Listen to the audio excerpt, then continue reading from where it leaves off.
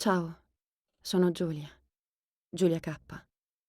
So Martha is Dead. You've probably heard this game from the censorship controversy that the PlayStation version of the game was censored, but the PC and Xbox versions were left alone. Was it justified or was it overblown? I am going to spoil the story, but I will have a timestamp in the description and on screen when I get to that point. So here's your warning. Martha is Dead is a game on paper that is completely my cup of tea, exploring, walking around a small area, trying to figure out what happened, interacting with the environments. I played the developer's previous title, The Town of Light, so I knew what to expect. I decided to play with the Italian voiceover and English subtitles. Given that LKA studio is Italian and the game is set in the 1940s in an Italian countryside, I thought it would be most appropriate. I thought it was good voice acting even though I don't speak Italian. The world they created is very stunning and the game looks incredible. From the details inside the house, to the beautiful yet unsettling woods, to the lakeside. Amazing looking game, and they even have part of the character under the cover. The structure of Martha is Dead is very streamlined, a walking sim with some sim photography mechanics. It'll tell you where to go and what to do in the menus, but nothing on screen.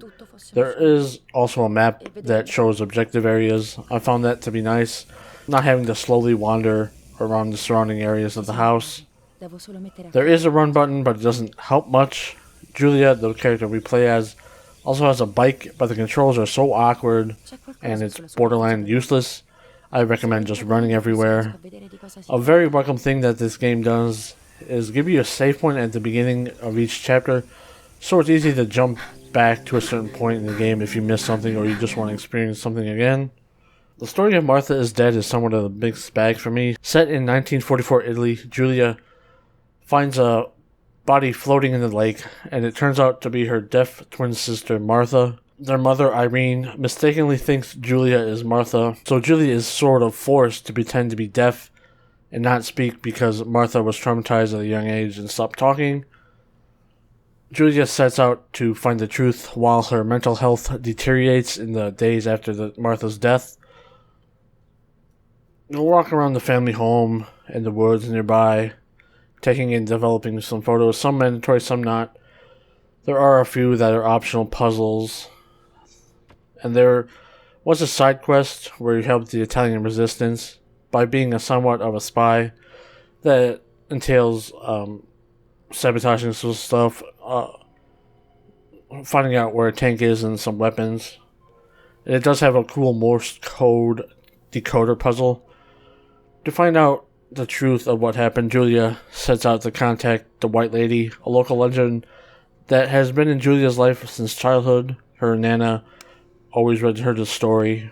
And that legend is where a young woman was killed by her lover and now haunts the lake. It is sort of like, I'm not sure if it's based on a real legend, because a lot of cultures have these sorts of legends, so I'm not sure if it's a specific one to Italy or it's just something the developers mashed together. Giulia doesn't make contact in the scenes after we learn some real bombshells that Martha wasn't actually deaf and was pregnant by Lapo, Giulia's boyfriend, that gets killed by a landmine in the woods. Martha wanted Giulia to take her place because of the guilt she has, because their mother hates Giulia and is abusive towards her, but loves Martha. Later on, Giulia goes into the family crypt to see if Martha was actually pregnant, and yes, she definitely was, because via QTEs, we use scissors to cut open Martha and find a deformed two-headed fetus. We leave that there, and we promise to fix her body up once we finish what we're doing. Back home, we found out Irene, their mother, has arranged Giulia to be sent off to a mental asylum. Thinking that Irene killed Martha, Giulia interrogates and shoots her. Searching the body, we find the key to Giulia's childhood bedroom, and we get a puppet theory that shows that we actually chopped up Irene's body and buried it under the bridge. We actually had to carry her head from the bedroom down into the bridge. We developed the last photo, and to show it was actually us that killed Martha, and not Irene.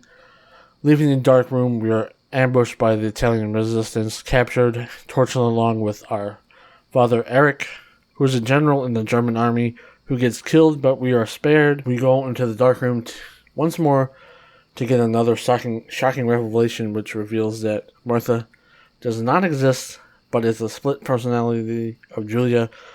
Puppet theater once more to see the childhood abuse that Irene gave Julia that caused that fracture, that split personality where it's a silent, good Martha, but a bad, loud Julia. If I was the dev, I wouldn't have had it done this way. I would have preferred it be focused on folklore, maybe have possession, the White Lily possess Martha and she's still being alive and all that. Or even have a war casualty. Maybe the Italian resistance accidentally shoots her. Maybe there was the Germans. I feel like that mental health aspect is sort of like a crutch for these developers. Calling the town priest, we are tasked with heading to the church, but when we get there, we are sent to the mental asylum. Julia tells us she's been self-harmful and masturbates daily to the point of bleeding. There's a scene where we talk to her alternate self to decide what really happened. At the end, Julia states that she's recovered and has put her past behind her. Now, I may have left out some details, but that's pretty much it. For me, the story should have left the mental issues out of it and focused more on the supernatural folklore stuff and the war aspects. Villainizing mental health issues is a bit of a strong take, but I'm not sure what the developer's intent was. Are we to hate Julia because she's a murderer? Are we to sympathize because of her childhood? I felt there was no definitive answer to the question if everything was true, because it is told to us be a flashback by Julia. It'll probably be by design, but I don't think we can believe everything Julia says was true. What could be real or her false reality in her head? She is an unreliable narrator throughout the whole game. I remember there's supposed to be like a red dress somewhere, but in the cutscene it's a blue dress. I don't know if that's intentional. There's no real indicators of what is real and what's going on in Julia's mind. Now, for the death of the parents, I don't really feel bad because I had it coming, in my opinion. Irene was abusive, and Eric was a Nazi. Now, the controversial scenes were definitely overblown. We've done equal or worse things in other video games. The one I always flash back to that's never left my mind is that interactive torture mission in GTA 5. That's one that is really messed up, even though it's somewhat skippable. In Martha is Dead, we slice off the skin of a cadaver's face, carrying around a dismembered head, seeing a child being fed the family dog via the marionette puppet theater, cutting wrists, all for kind of shock value, I guess, and to give interpretations of what a broken mind would somewhat seem like or think about, I'm guessing. When I played it, I thought, oh wow, this is messed up, and just moved on. To the game's credit, it does allow you to skip these interactive scenes if you wanted to, and you can skip the self-harm scene altogether at the end of the game. The achievements in Martha is Dead are straightforward, only a few missables. I think there's 10 that are technically missable. There are 22 achievements in total. I did have to play up till chapter 11 twice, because 2 of the achievements glitched on me. The Hanged Man and the Wheel of Fortune. That was to collect all the camera accessories, use the tarot cards once you get them once a day. It's an easy 1k at Platinum. I did follow guides for some of the missile picture locations, but I didn't look at any story spoilers. I recommend playing it in one sitting. If you know what to do, you can easily breeze through this game around an hour. It would have taken me 8 hours to get everything, but since of those 2 glitch achievements, it took me 12 hours. Martha is Dead is not for the faint of heart. I could only recommend it if you're okay with seeing some gruesome scenes and like a slow burn walking sim. This game is kind of hard to recommend too, because the mental health aspects of it could be good, because maybe it'll educate you on some stuff, or maybe you'll feel insensitive, you'll feel offended towards it, and I can see that because it's a horror game, so it's sort of like, oh, is this just for shock value, not really saying anything of value. So you could feel offended, and it could come off as insensitive towards certain mental health issues. The game has great atmosphere and beautiful graphics. It stays true to the times with its sim-like photography, where you have to get the exposure, distance, and focus right. Coming from the Town of Light, this is a great step up from LKA Studios.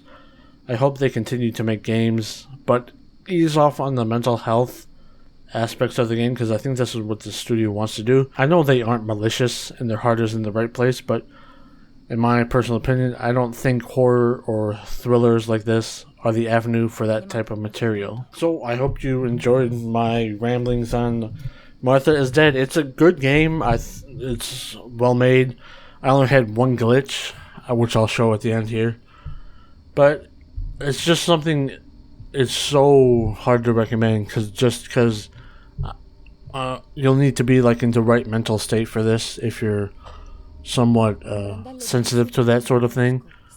For me, I wasn't disturbed by it, but I just think video games in general can't really tackle these types of topics without being super focused and not having the story told to us and not having us to like interact and potentially like give the player options to make it feel like a joke or something like that. So yeah, hope you enjoyed this video, and I'll see you in the next one.